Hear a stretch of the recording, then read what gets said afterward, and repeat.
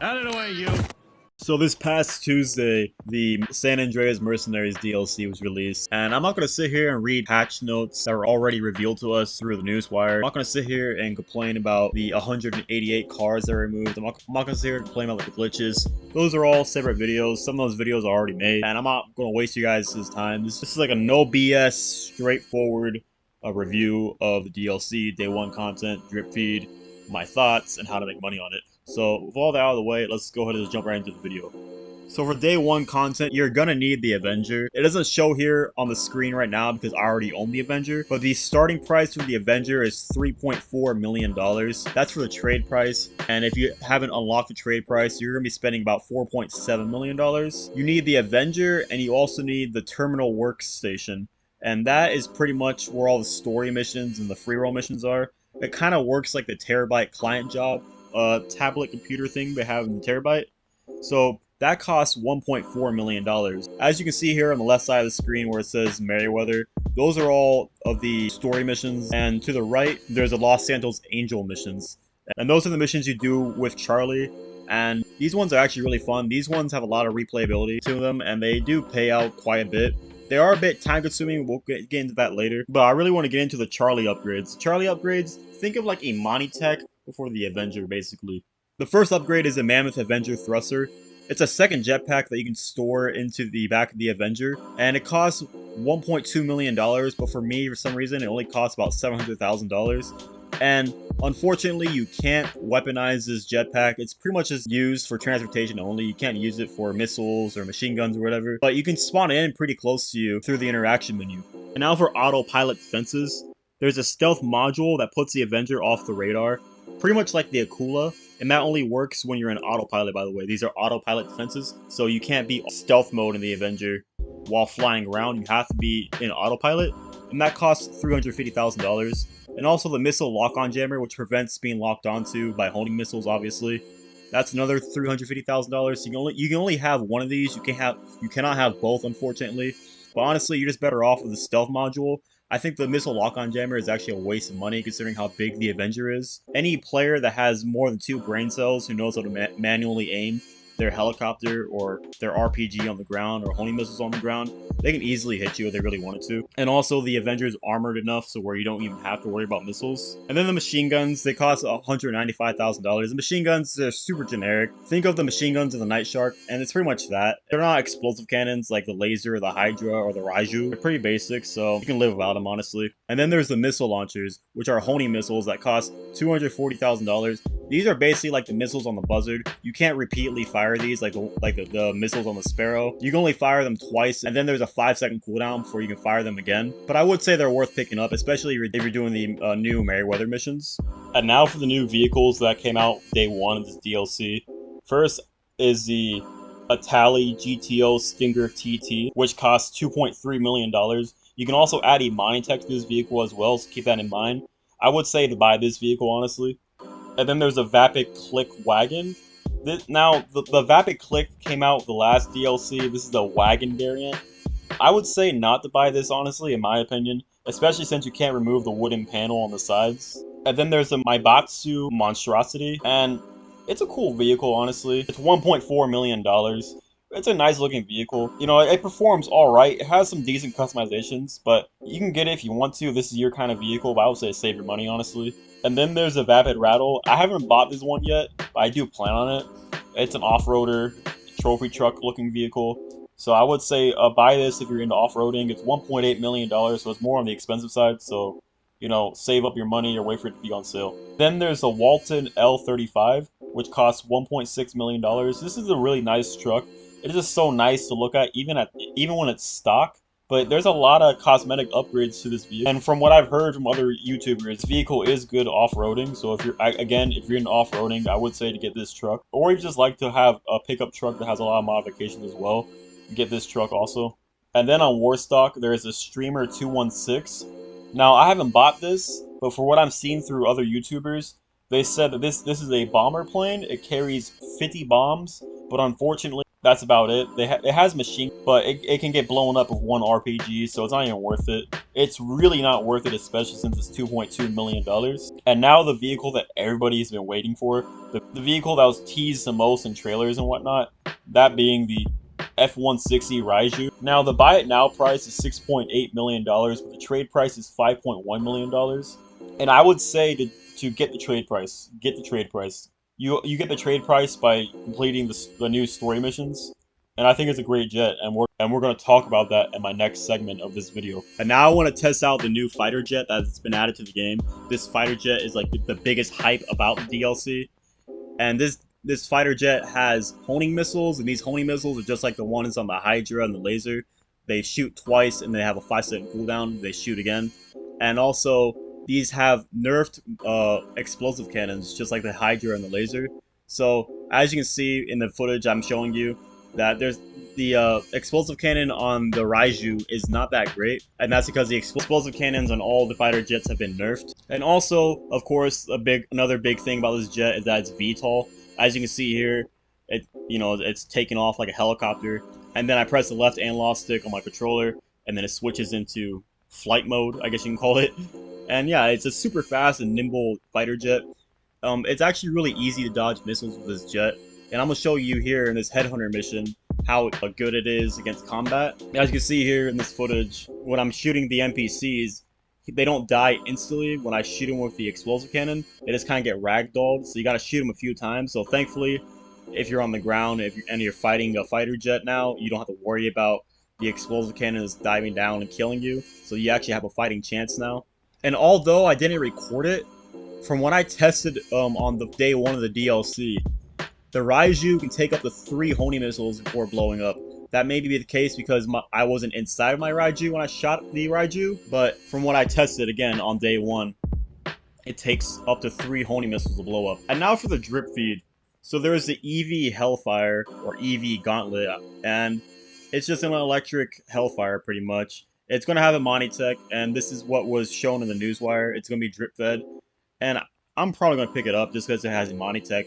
And because it's an electric vehicle, it's probably going to be really fast, and also because it's an electric vehicle with a Monitech, it's not only going to be really fast, but it's also going to be really well armored, just like the Ominous and the Virtue. And then there's this weird rally car that I'm not really a big fan of. It's called the Nadla Crusade. I probably butchered that fucking name. Yeah, it's not really that much of a great looking car. If you're a fan of rally cars, I guess, whatever. Then there's the Albany Riggamore, which is based off of the vehicle from Ghostbusters. So that's probably gonna come out around Halloween. And then there's the Hellfire Hot Ring. I almost said Hot Wing. But the Hellfire Hot Ring, I could really go about the hot ring races. Rockstar has really been pushing these races. Honestly, I'm not really a big fan of them. But if the hot ring races are ever triple money or whatever, go ahead and buy yourself a Hellfire hot ring. I mean, to be honest, it's just a reskin of the Gauntlet Hellfire. To be honest, so I don't really see the point in it. But if you got the money, you got the money. And then the weaponized Kanata. This is something everybody's been waiting for the past year, especially since GhillieMaster made that video where he made his own weaponized Kanata using mods. And yeah, the weaponized Kanata, it's not that, from what I've heard, it's not that great. Like, the machine guns aren't that great. I don't think there's any armor, but I'm just gonna buy it to test it out to see what's up with it. But yeah, that's coming soon. And it was featured in the Merryweather missions. The NPCs were using it against you, which I find ironic because, you know, day 1, you can't even get... It's kind of like they're just teasing it in your face with that. And then there's the Inductor Electric Bicycle. Now this is a bicycle, not a motorcycle. This is a bicycle, an electric bike. And that's just kind of dumb to me. Why is this drip feed? And why do we have to wait for this? Like, I don't know anybody in the GTA community right now that's hyped. Oh man, I can't wait to get that electric bike. And then there is another variant of it. It's a junk inductor, and that's pretty much just the junk livery on it. And I guess you can get that by doing a challenge or something through drip feed or whatever. I'm not sure how they're going to do it. And that's it. There's only 5 vehicles. 3 pretty much if you're not counting the 2 bicycles.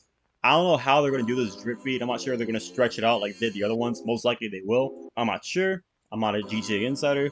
But maybe they're going to drip feed a new vehicle every 2 to 3 weeks. And that's going to be a pain in the ass, just like the last 2 DLCs. But also in the drip feed, besides vehicles, they're going to be drip feeding a new adversary mode called Assault on Cayo Perico. It's pretty much a team deathmatch where one team is protecting Cayo Perico and the other team is raiding Cayo Perico. That sounds pretty interesting. And by completing these adversary modes, you get a trade price on the Squatty and the Manchester Scout. These vehicles have been in the game for almost 3 years. I really don't see the point in just trying to get a trade price on this, especially 3 years later. Especially since the fact that these cars are pretty much useless. Also returning after almost 9 years is the armored truck. If you guys don't remember, if you guys haven't been playing GTA since day one, in online, every 15 minutes, kind of like a business battle, an armored truck would just randomly spawn into the game, and players would be fighting each other, killing each other, trying to get to the armored truck. And these armored trucks are going to pay about $25,000. I'm not sure if these are going to spawn in invite-only sessions or not, but this is pretty interesting. I am pretty happy that they're bringing these back, because it was always fun to work together with a friend to stop the armored truck and blow up the back, or steal the armored truck. I really do welcome this back into the game. I wish it wasn't drip feed, but you know, it's Rockstar, so what are we going to do? And getting into more of the Halloween stuff, there's going to be a Ghost Hunter free mode event, and what that's going to be, it's going to be similar to last year where we had to take pictures of UFOs, during October I mean. But instead of taking pictures of UFOs, we're taking pictures of ghosts. There's also going to be an alien bunker. I'm not sure if that's going to be part of an adversary mode or what. I do know that you're probably going to get abducted, so maybe we're going to see the inside of an alien bunker. Not too sure about that. But yeah, that's pretty much all the drip feed for this DLC. Now we're getting into how to make money with this DLC. Now the new story missions that is a part of this DLC, it's not really that great, to be quite honest with you guys. The story missions themselves are great, they're fun, they're cinematic, whatever, but they only pay out $16,000 each. And you get a $250,000 first time bonus, which is alright at best.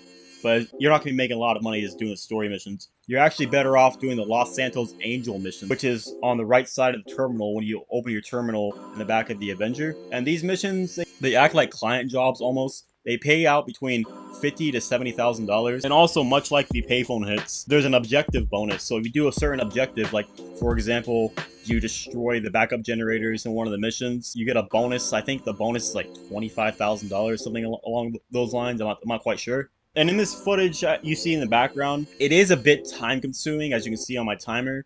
It is a bit time consuming because as you can see in this mission, I had to drive to get the equipment, then I had to go steal the cargo bottle with the EMP, then I had to drop the EMP off, then I go inside the facility, and then I shoot up the facility, and then I do the objective, I take the hard drives, then I had to fly all the way back to where I have to deliver it at, and then I get paid. I did that in the span of 15 minutes. Granted, I did die a few times because I suck. So if you guys are better than me, most likely you guys are, you guys probably get it done a lot quicker. But I do recommend actually putting this in your daily money grind. So while you're waiting for cayo perico to cool down and you're waiting for your businesses to manufacture their goods, I would say to throw this in there. I would say to do at least one of these per play session. So I would say throw this in with your security contracts, your payphone hits, and your VIP work. And I think you would get a lot of money, because these missions, even though they take about 10 minutes to do, they do pay out, again, between $50,000 to $70,000. And of course, there's the objective bonus, so we can't forget about that. So I would recommend do these missions if you want to make some money. Granted, you're not going to be making like $1 million an hour like with cayo perico, or $200,000 every 20 minutes like with the tuner's contract. But these are fun to do, and they do have a lot of replayability value, and they do pay out quite decently. I think they pay out as good as the agency contracts, but again, the time that it takes to do these missions, you know, I would say do at least one of them per play session. And now on to my final thoughts on this DLC. Do I think the DLC is good? Yeah, I would say it's good, you know, besides the fact that you removed 188 vehicles and put them behind a paywall, and some game-breaking bugs, MOC bug, or the permanent off-radar bug. Other than that, the DLC itself, the content that it brings, it's really enjoyable. You know, I liked all the missions. I liked the jet. I like some of the new vehicles. And for a small DLC, this is really good. I think this is a lot better than Criminal Enterprise, because Criminal Enterprise didn't add any new real content. It has added a lot of good quality of life updates. Like, for example, being able to sell your businesses in invite-only session. You know, that was a big thing for that update. But the new content it brought to that update, like the missions, you know, the other quality of life stuff, this really wasn't that great. And then with Drug Wars, I just didn't like that DLC because they reused a lot of missions. Like, you can tell a lot of Drug War missions were just reskins of a lot of missions from story mode. And it felt like Trevor was supposed to be in that DLC, but he just wasn't. It just felt really empty. The only good things from the Drug War DLC was that you get a free business and you get a free supercar. That's about it. I would say this is a very good small update. This is probably one of the best small updates we've gotten in the past recent years. You know, this summer DLC of 2020 with Drug Wars, with Criminal Enterprise. This is probably better than those DLCs, I want to say, at the very least. But the bar is pretty low, honestly, for DLCs as of late because of GTA 6. They're working on GTA 6, so. But I will say this DLC is not targeted to new players like the Drug Wars DLC was. I feel like this DLC is targeted to veteran players just because how expensive the buy-in is for this DLC. You got to spend at least $3 million on the Avenger. You got to spend at least $1 million on a hangar, and then you got to buy all the upgrades. It's just not really catered to new players. Like, new players are just better off just like doing grinding Kyle Perico so they can afford this DLC. But yeah, I just don't think it's that great for new players. But for veteran players like myself, I do like this DLC. So yeah, that's my review of this DLC. I think it's a pretty good DLC, like I said before. But yeah, with all that out of the way, I really hope you guys did go enjoy this video. If you guys did like this video, a like and a comment will be appreciated. Subscribe if you're new to the channel. And yeah, with all that out of the way, I'll see you guys in my next video. Take care, everybody.